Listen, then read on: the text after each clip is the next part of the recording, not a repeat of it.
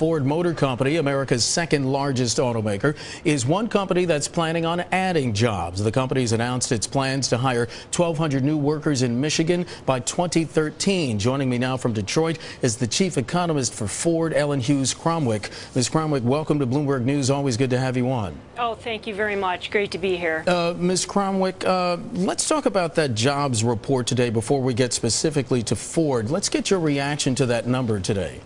Well, I think there were some nuggets of good news across the board in the report. Specifically, you just mentioned the job gains in the private payrolls up 159,000. Now, the unemployment rate did not budge yet, but we did see hours worked up. In fact, over the last year, hours worked are up about 3%. So that's a quite strong number. Companies are adding hours back, and now they're adding more people as well. Are you concerned, though, that manufacturing payrolls did decrease? They fell by about 7,000 last month. Is that a cause of concern for you? You know, not yet. As you know, some of these monthly numbers can be very bumpy, and you know, the manufacturing sector had added quite a few jobs back, especially earlier this year, and you probably saw the PMI earlier this week. It was up quite a bit, so I would expect still some good cyclical momentum in the manufacturing sector to beginning adding jobs again. What figure are we talking about that folks need to see on a sustained level before we can make a dent in this unemployment rate, which today did hold steady at 9.6%? Well, we do have to see a pace of job gains that is well above even what we saw in October. So 150 per month is probably still not quite where we need to be. We need to see a little better recovery in the labor market to get the unemployment rate coming down toward 9%. Now you say 150 is not where we need to be. Where is it then? Well, it depends on, you know, where, you know, sort of what your model may be spitting out. But right now, for us, it's well north of that 150K. Let's talk specifically Ford. Ford Motor rising to a 6-year high earlier this week. And we see that the October sales, auto sales rate, 12.3 million. Does that mean that consumers are going back into the showrooms? Well, we have seen a much better pace of retail sales, in particular in the month of October. So we are seeing, you know, a lot of customers out there who have pent-up demand, and their vehicles are getting old. The average age of vehicles out there on the road right now is over 10 years. So at this point then, because I know during this economic time, what you've been hearing is a lot of people, as opposed to opening up their wallets and spending precious dollars that they have on a new vehicle, they'll retrofit their old vehicle and try to get more miles out of it, as opposed to spending a huge chunk of money on a new purchase. Are you seeing that consumers are getting away from that now and are willing to spend that money on a new car?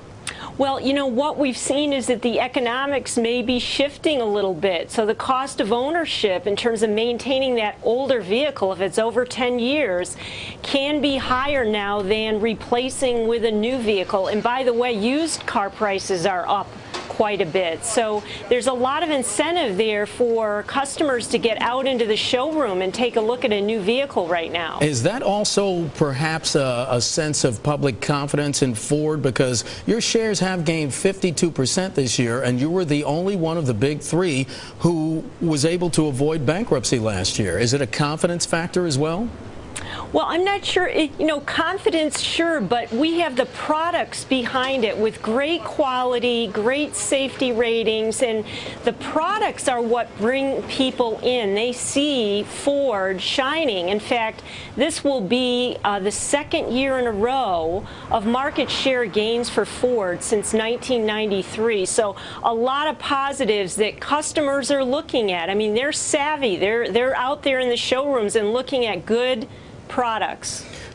This week, Alan Mulally, the CEO, said that in 2011, U.S. auto sales may reach 13 million. What's going to drive that? Well, as I mentioned, the vehicles out there on the road are getting old, and so replacement demand can start to kick in a little more, especially next year. That's another year down the road when we've had actually sales less than basic scrappage of vehicles. So you can imagine with 2 million more drivers every year that there's going to be a little bit of boost in terms of vehicle demand. Well, from 2000 to 2007, the auto sales averaging about 16 million to 17 million. Are we ever going to see those days again?